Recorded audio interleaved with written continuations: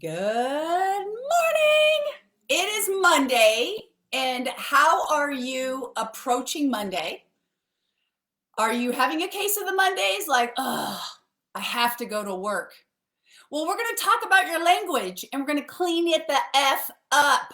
I want you to start looking at your language, the language that you speak out into the world and to yourself and to other people, because guess what? That language is creating your life.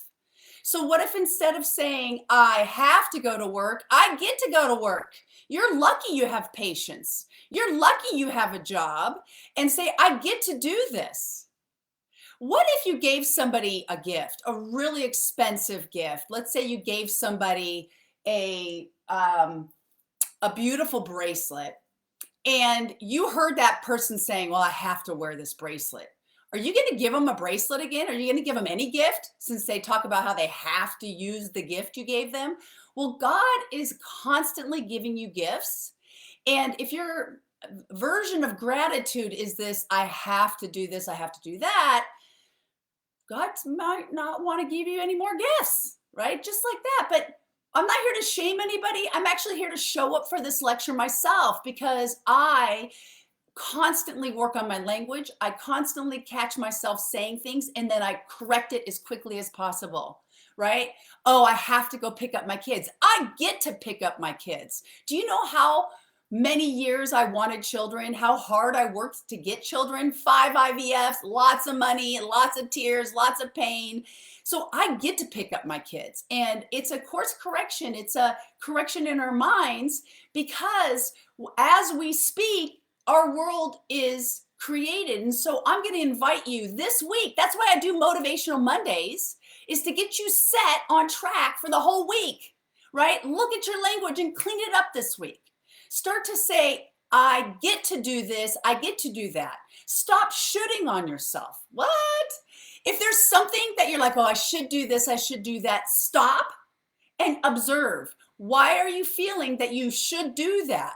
If you don't absolutely love it, or if even worse, you hate it, nobody's making you do any of these things. You can fix it. It might take some time. You may have to, I don't know, get a new strategy, but stop shooting on yourself. That's another thing. Oh, I should do that. I should do that.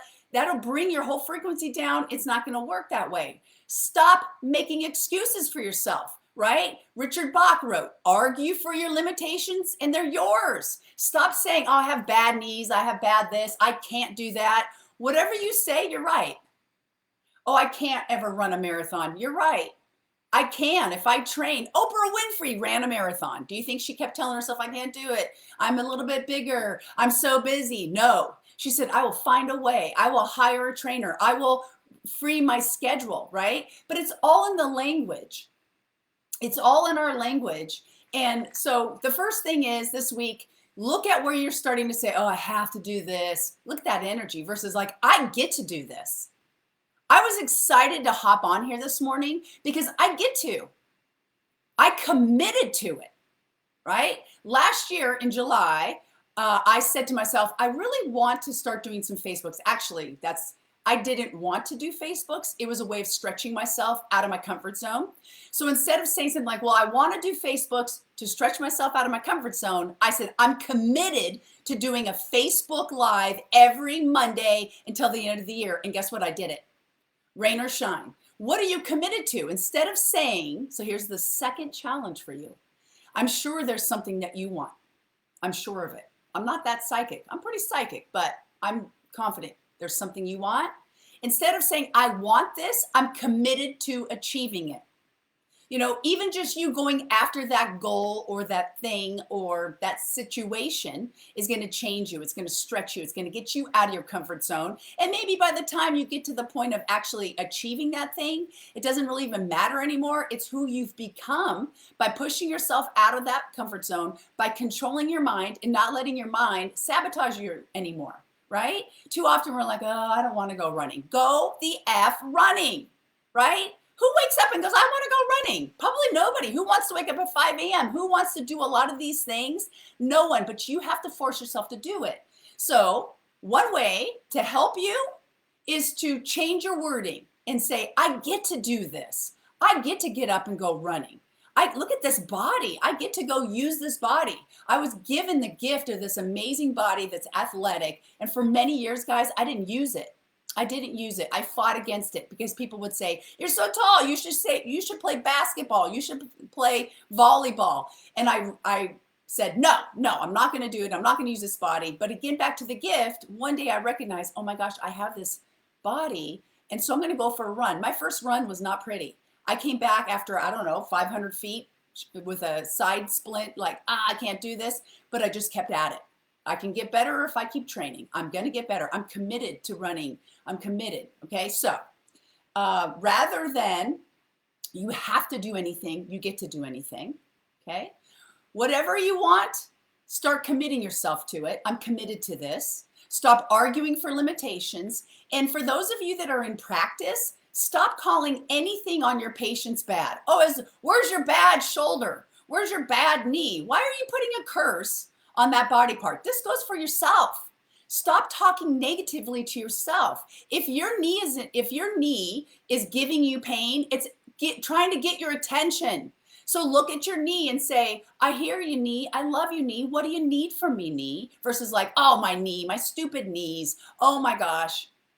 All of this, I know you might be thinking, this is ridiculous. It's not ridiculous. It's real. I put a Bible quote in there about that, for he spoke it and it came to be. Other texts, ancient texts will lead you to the same thing. It all starts in what you're speaking into the world. I like to say commanding it into the world, right? What are you commanding into your world, right? I will become a better writer. I will. And okay, how? I have to go take classes. I might not be like the natural writer, but if I'm committed to finishing 3 books that are half written, then I probably need to go get some coaching in that. And I need to write, sit down, block out the world, and force myself to write even when I don't want to, all right? Argue for your limitations, and they're yours. The final thing in watching your language is looking at whatever you put after 2 words. That's also in the Bible. I am. You are, fill in the blank. Get really clean on that. I'm a good person. I am, and then fill it out. Make sure whatever follows I am is aligned with your dreams, is aligned with your passion, and is positive. And that's what you speak. The more you speak it, you might say, well, East, I'm not rich. Well, you keep saying I am rich in that mindset. You live in that mindset. When I'm rich, how am I going to shop? How am I going to go about the world? How am I going to give to others? What will be my generosity as a rich person? And you start acting that, you start speaking that way, you start talking that way, it becomes. You draw that into you. You know, one of the things I wrote here is so funny. Watch your effing language. I cuss a lot. And there have been times in my life where I thought, oh, maybe I should stop cussing. Maybe I should clean up my language. And honestly, you guys, the older I get, the more I realize we got to be ourselves, genuine and authentic. And if at this time in my life, I express myself when I'm passionate through a little bit of cussing here and there, then I'm fucking going all in. I'm going all in. And that's what I'm going to talk about next week. So this week is clean up your language. Okay. Let's look at what you're commanding into your life. Watch it. You're going to catch yourself. I'm showing up for this. I'm not perfect. I still catch myself saying things. I still catch myself complaining. Stop complaining and stop fucking gossiping. That also is so bad, right? The energy you spend judging and gossiping and talking about other people, you could spend working on yourself. Better yourself, right? Don't worry what other people think. Don't, right? Work on yourself. You be the best version of yourself. That's the best revenge to anybody. You just, like, what is that saying? You can kill them with kindness, or you can torture them with your own success. That's what we're going to talk about next week. Just be yourself. Go all in on yourself. Put the focus on how you can improve. Stop dimming your light and trying to fit in with all these different people or places or situations. You be you, Simba, and your people will find you. But they can't find you if your light's down. We're going to talk about that next week. Sorry if I sound a little bit soapboxy. I'm a little feisty this morning, but I am sending you love genuinely right now from my heart, sending it out to you. And I promise you, when you clean up your language, pay attention to the miracles that start to occur in your life. Things start to appear that are unimaginable for you right now, but it starts with your word and what you're putting out to others and yourself, the word you're speaking inside. Love yourself, guys.